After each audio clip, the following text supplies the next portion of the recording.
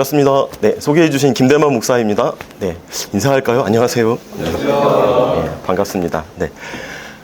제가 저 뒤에 앉아서 조금 이상한 생각을 했는데요. 제가 남중 남고 나오고 신학과 나오고 지금도 남중 남고에서 사역을 하고 있는데 마치 제가 사역하는 청소년 현장 같아서 굉장히 편안한 느낌이 듭니다. 네. 또 불러주셔서 감사하고요. 또 좋은 시간, 좋은 기회에 우리 하츠 임직원 분들과 말씀 나누게 되어서 마음에 큰 기쁨이 있습니다. 네. 오늘 제가 이제 온 곳이 신회 일터 예배라고 되어 있는데요.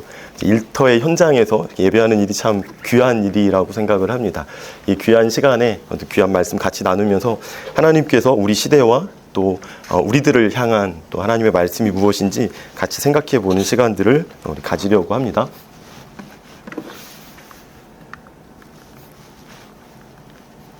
네. 제가 요즘에 이스라엘 말을 하는 게 참 민망한 시절을 보내고 있는데요. 예, 그래도 의미를 담아서 우리 서로에게 우리 이스라엘 사람들이 하는 인사말, 우리 샬롬 샬롬 하고 인사 한번 해보겠습니다. 시작. 네, 샬롬 샬롬. 네, 샬롬 샬롬. 네. 감사합니다. 네. 이스라엘에서는 샬롬이라고 인사를 하는데요. 이제 뜻은 아래에 있는 평화를 전합니다라는 뜻입니다. 이스라엘 사람들은 한번 샬롬이라고 인사하면 그 의미는 다시는 보지 않을 사람이니까 평화를 얻든지 말든지 네 맘대로 해라 이런 뜻이고요.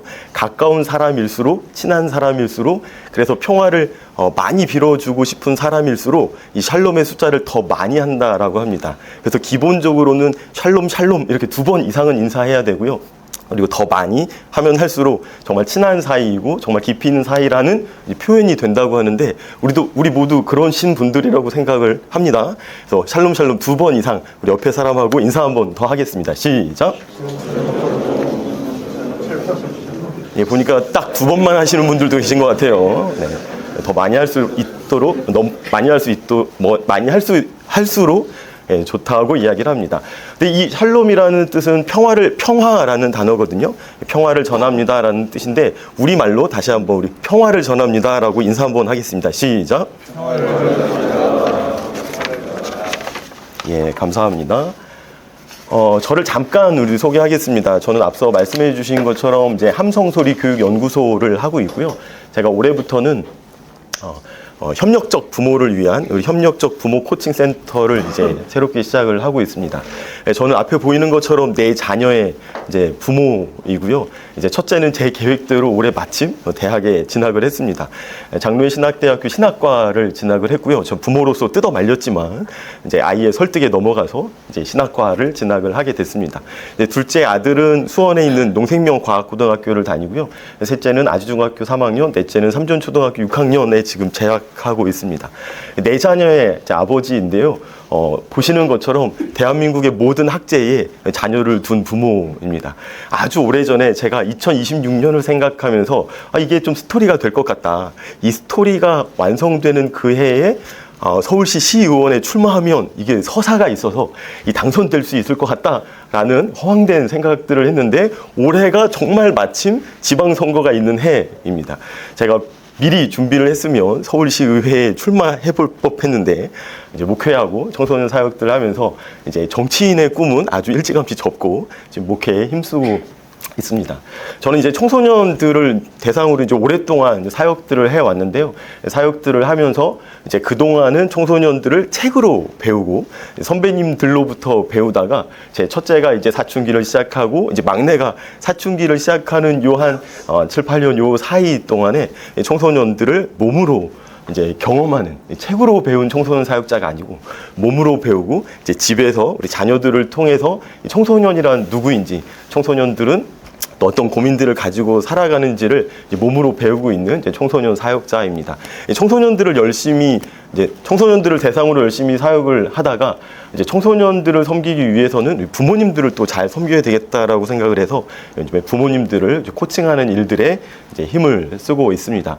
우리 청소년들이 가지고 있는 이제 고민들이 있고 질문들이 있습니다. 아마 청소년 자녀들을 이제 양육하고 계시는 부모님들은 이제 청소년 자녀들이 수많은 질문들을 하시는 것들을 이제 몸으로 듣고 또 불편함과 혹은 그 기특함들을 다 몸으로 경험하고 있을 거라고 생각이 되는데요. 아직 결혼하지 않으신 분들, 그리고 앞으로 결혼하셔서 자녀를 양육하실 분들은 우리 청소년들이 던지는 여러 질문들을 마주하게 됩니다. 근데 청소년들이 던지는 수많은 질문들을 세 개의 카테고리로 정리를 해보니까요. 첫 번째 질문은 나는 누구인가 하는 정체성에 대한 질문. 두 번째는 나는 어디에 속해 있는가라는 이제 소속감에 대한 질문. 세 번째는 나는 무엇을 위해 사는가라는 사명에 대한 질문으로 이렇게 정리를 해볼 수가 있습니다. 우리가 자녀들에 대해서, 청소년에 대해서, 혹은 우리 여기 계시는 모든 임직원 분들의 우리 청소년기를 생각해 보면 가장 많이 던지는 질문은 바로 난 누구, 여긴 어디? 라는 질문이었을 겁니다. 제 첫째 딸이 초등학교 시절에 엄마, 아빠, 우리 청소년부의 언니 오빠들이 난 누구 여긴 어디 이런 질문을 한대 라고 하면서 자기 혼자 막 깔깔거리면서 웃더라고요. 근데 저희 딸이 중학교 2학년이 되고 2학년쯤에 침대맡에서 막 울고 있는 거예요. 그래서 제 아내가 들어가서 왜 운이 소원아 이렇게 물어보니까 엄마 난 누구야 여긴 어디야 뭐 이러면서 막 울더라고요. 우리 청소년들이 가지고 있는 가장 기본적인 질문이죠. 정체성에 대한 질문, 소속감에 대한 질문. 근데 세 번째 질문이 있습니다. 그 세 번째 질문은 난 뭘 해야 하지? 라는 질문입니다. 쉽게 표현을 하면 뭘 해서 먹고 살 수 있지? 어떻게 돈을 벌 수 있지? 어떻게 돈을 많이 벌 수 있지? 라는 질문이죠. 이 질문들을 다 정리해 보면 정체성에 대한 질문, 소속감에 대한 질문, 그리고 내가 하고 있는 일, 앞으로 할 일에 대한 사명에 대한 질문이라고 이야기를 할 수가 있습니다.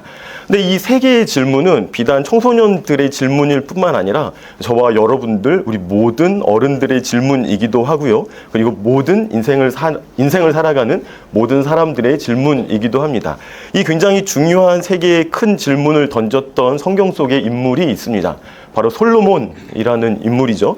솔로몬은 샬롬이라는 어근을 공유하고 있는 이름입니다. 솔로몬이라는 이름을 잘 들여다보면 샬롬의 이제 자음들이 보이죠. 그러니까 솔로몬의 이름 자체가 평화라는 이름이었습니다. 이 평화라는 것은 사람들과 사람들 사이에 온전한 관계를 의미하고요. 하나님과의 평화라고 이야기할 때는 하나님과 사람 사이의 온전한 관계를 평화라고 이야기를 합니다. 그래서 우리가 지금 이제 앞서 평화를 서로 인사말로 나누었는데요. 나는 당신과 나 사이에 온전한 평화가 이루어졌으면 좋겠습니다. 라는 의미를 가지고 이제 서로 샬롬이라고 인사를 했습니다. 이 솔로몬은 이제 왕의 자리로 보면 유다 그리고 이스라엘의 통일 왕국의 세 번째 왕이었습니다. 첫 번째 왕은 알고 있는 것처럼 이제 사울이었고요. 두 번째 왕은 다윗. 그리고 세 번째 왕은 솔로몬이었습니다. 그러니까 사울은 사울 왕조를 시작한 태조였는데 이대로 넘어가지 못하고 왕조가 바뀌게 됩니다. 다윗 왕조가 들어섰고요. 다윗 왕조의 두 번째 왕이 솔로몬이었습니다. 이 솔로몬 하면 가장 우리가 대표적으로 알고 있는 이야기는 1,000번의 번제, 1,000마리의 희생 제사를 드렸다라는 거죠. 하나님 앞에 1,000마리의 가축들을 이렇게 태워서 드리는 번제를 드리게 됩니다. 이제 다윗으로부터 이제 왕위를 이어받고 다윗은 이제 죽게 되고요. 그 왕위를 이어받은 솔로몬이 왕으로 등극하면서 그 왕직을 시작하는 그 첫 자리에서 하나님께 1,000마리의 번제를 드리게 됩니다. 1,000마리의 번제를 드리고 나서 하나님께서 이 솔로몬을 찾아오시게 됩니다. 솔로몬에게 이렇게 질문을 하시죠. 내가 너에게 무엇을 주기를 바라느냐? 나에게 구하여라 라고 하나님께서 말씀을 하십니다. 솔로몬 안에 수많은 의문들이 있었을 거고 수많은 질문들이 있었을 겁니다. 그 질문들을 하나님께 말로 표현하기 이전에 1,000마리의 번제들을 통해서 나는 하나님과 평화로운 관계를 갖고 싶습니다. 나는 하나님과 온전한 관계를 갖고 싶습니다. 라는 자기의 열망들을 표현했을 때 그 열망을 이해하신 하나님께서 내가 너에게 무엇을 주기를 바라느냐? 나에게 구하여라 라고 말씀을 하신 거죠.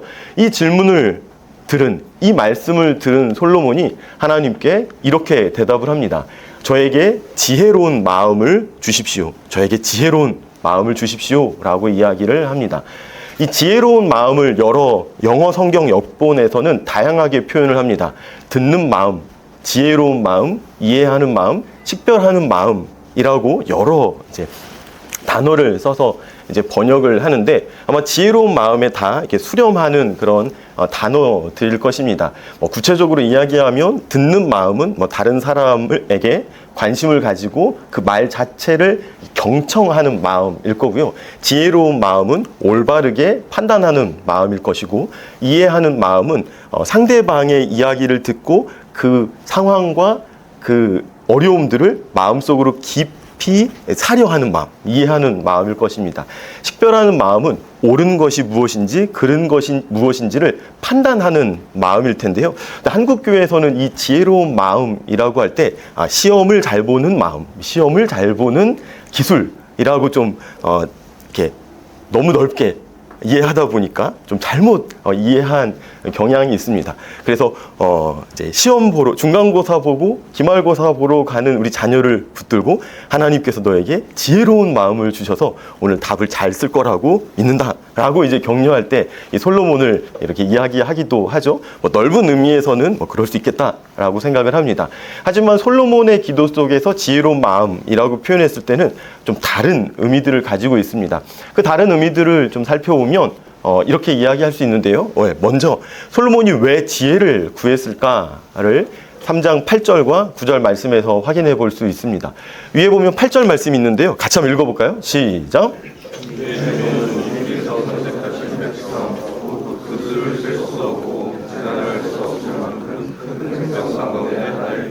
네, 이 말씀 속에는 이스라엘 백성에 대한 이해, 그리고 자기 자신에 대한 이해가 담겨져 있습니다.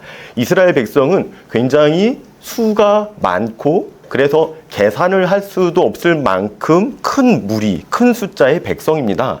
그에 반해서 나는 그들 중에 한 사람일 뿐입니다 라고 이야기하죠. 그러니까 자기 이해 그리고 이스라엘 백성에 대한 이해들을 이 솔로몬이 가지고 있습니다. 9절 말씀 읽어볼까요? 시작! 그러므로 주님의 종에게 지혜로운 마음을 주셔서 주님의 백성을 재판하고 선과 악을 분별할 수 있게 해주시기를 바랍니다. 이렇게 많은 주님의 백성을 누가 재판할 수 있겠습니까? 라는 대답을 하게 됩니다.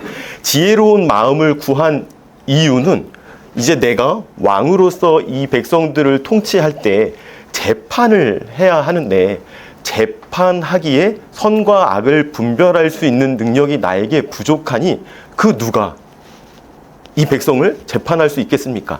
재판을 위해서 나에게 선과 악을 분별할 수 있는 마음을 주십시오라는 게 솔로몬이 구한 지혜의 내용이었습니다. 지혜는 곧 재판할 수 있는 힘, 선과 악을 분별할 수 있는 능력 이라는 거죠.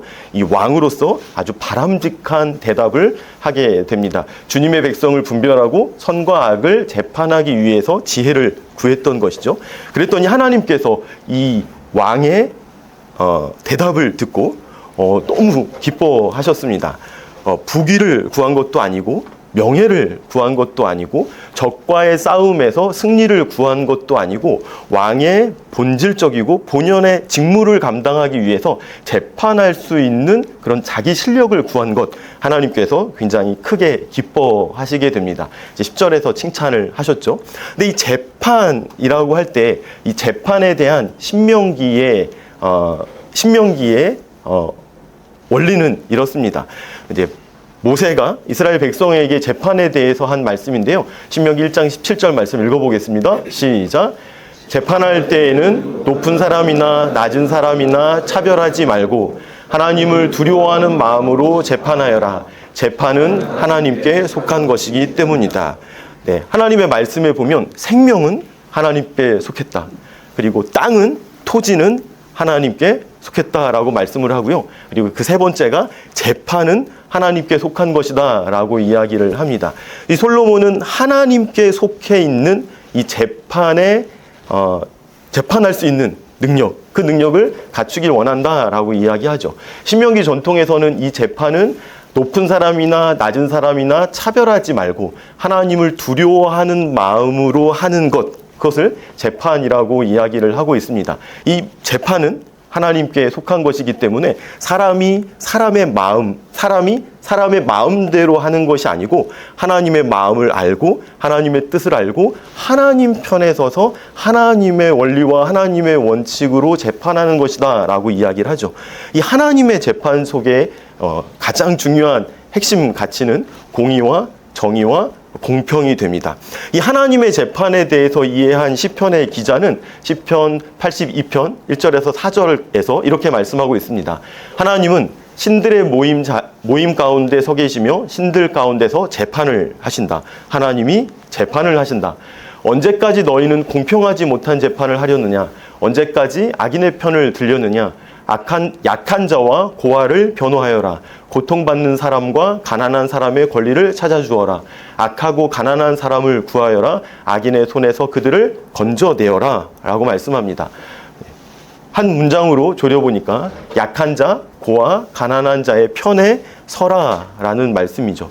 우리는 자녀를 여러분들 중에는 자녀를 양육하는 우리 부모님들도 계실 겁니다. 그리고 부모님의 자녀로 살아가고 있는 우리 모든 우리 임직원 분들이시죠. 그리고 한 걸음 더 나간다면 우리는 하나님을 아버지로 섬기는 하나님 아버지의 자녀입니다. 자녀된 우리를 향해서 우리의 아버지이신 하나님께서 원하시는 것, 그래서 자녀된 우리가 갖추어야 되는 것, 자녀를 키우는 우리 부모들이 자녀들에게 가르쳐야 되는 하나님의 지혜라는 것은 재판할 수 있는 힘, 재판할 수 있는 능력, 다시 표현하면 정확하고 제대로 판단할 수 있는 힘, 판단할 수 있는 능력일 것입니다. 근데 그 판단할 수 있는 힘, 판단할 수 있는 능력, 재판할 수 있는 능력을 어디에 사용해야 하냐면, 누구를 위해서 사용해야 하냐면 약한 자와 고아와 가난한 자들을 위해서 사용해라 라고 말씀을 하고 있습니다. 우리의 눈을 늘 우리 사회 속에서 연약한 사람들, 가난한 사람들, 힘없는 사람들, 그래서 누군가의 도움이 없이는 스스로의 힘으로 살아가기 어려운 사람들에게 늘 관심을 기울일 수 있는 임직원분들이 되었으면 좋겠고요. 그런 하나님의 자녀된 여러분들이 되면 좋겠고, 그런 자녀들 양육하는 우리 부모님들이 되셨으면 좋겠습니다. 더 높이 올라가는 것도 이 땅에서 살아갈 수 있는 하나의 방법이겠죠. 그렇다면 더 높은 자리에 올라가서 나는 무엇을 바라볼 것인가, 무엇을 할 것인가에 대해서 우리 스스로 고민해보고 우리 자녀들에게 이야기해주면 좋겠습니다. 우리 자녀들에게 무엇인가 처음으로 이야기한다면 그 처음으로 이야기하는 내용은 하나님의 마음을 가져라 라는 것이었으면 좋겠고요. 하나님의 마음은 이 땅에서 연약한 사람들, 가난한 사람들, 고통받는 사람들, 힘들어하는 사람들, 병약한 사람들에 대한 관심을 기울이는 것이다 라고 이야기해주면 좋겠습니다. 우리는 이 가치를 긍휼이라고 이야기하는데요. 우리 긍휼의 마음을 가지고 긍휼의 삶을 살아가는 저와 여러분들이 되면 좋겠습니다. 우리 옆에 계신 분에게 이렇게 한번 축복하겠습니다. 긍휼한 삶을 살기 원합니다 라고 한번 축복할까요? 시작. 긍휼한 삶을 살기 원합니다. 네, 한 번 더 우리 이렇게 대답해 보겠습니다. 저를 긍휼히 여겨주십시오. 시작. 저를 긍휼히 여겨주십시오. 네, 감사합니다. 우리 자녀들을 위한 기도인데요. 우리의 자녀들을 위해서, 자녀된 우리 자신을 위해서 우리 기도문 읽고 우리 아멘으로 마무리하고 마치도록 하겠습니다. 기도하겠습니다. 하나님, 우리와 우리 자녀에게 듣는 마음, 이해하는 마음, 식별하는 마음, 지혜로운 마음을 주소서. 많은 사람 가운데서 또는 많은 사람의 앞에 서는 사람이 될 때 고아와 과부와 나그네로 대표되는 약한 자, 없는 이, 구차한 자들의 편에 서며 그들을 모든 악인의 손에서 구해줄 수 있는 사람이 되게 하소서. 공의와 정의로 바르게 판단하게 하시고 바른 판단으로 이웃의 삶을 도우며 섬기는 자녀가 되게 하소서. 아멘. 제가 한 번 더 기도하겠습니다. 하늘의 하나님, 참 감사합니다. 하나님, 우리에게 샬롬을 선포해 주시고 평화를 전해 주셔서 감사합니다. 하나님과 온전한 관계를 맺은 하나님의 자녀로서 하나님의 마음을 알게 하시고 하나님의 마음대로 살아갈 수 있도록 도와주옵소서. 하나님, 우리가 자녀가 되었고 또 우리의 자녀들을 양육하는 부모로서의 삶을 살아가고 있습니다. 하나님, 우리가 먼저 하나님의 긍휼을 알고 긍휼을 나누고 긍휼을 전하는 긍휼의 삶을 살아갈 수 있도록 도와주시고, 하나님, 하나님 우리가 또 양육하고 있는 우리의 자녀들, 하나님 그 자녀들도 하나님의 마음을 알고 하나님의 긍휼을 본받아서 긍휼이 넘치는 삶을 살아갈 수 있도록 도와주옵소서. 하나님 그래서 우리의 삶 전체를 보면서 하나님께서 인정하시고 칭찬하시고 하나님께서 기뻐하시는 삶이 될 수 있도록 도와주옵소서. 우리 하치를 위해서 기도합니다. 수고한 임직원들 가운데 함께해 주시고 하나님 우리의 모든 수고를 통해서 이 땅의 모든 사람들이 평화하게 하시고 이 땅의 모든 사람들이 안정되고 또 기쁨 가운데 삶을 살아갈 수 있는 우리 하치가 될 수 있도록 도와주옵소서. 하나님 새로운 사업들을 시작하는 줄 압니다. 하나님 새로운 사업들 속에서 하나님의 마음을 알게 하여 주시고 그 하나님의 마음을 담아서 우리 사업들을 이어갈 수 있도록 도와주옵소서. 하나님 수많은 사람들이 우리의 눈을 바라보고 우리의 손을 우리의 발을 또 우리의 몸짓을 바라보고 사오니 하나님 우리가 하나님의 자녀로서 하나님 늘 신실한 삶 살아갈 수 있도록 우리 모두와 함께하여 주옵소서. 예수님 이름으로 기도합니다. 아멘.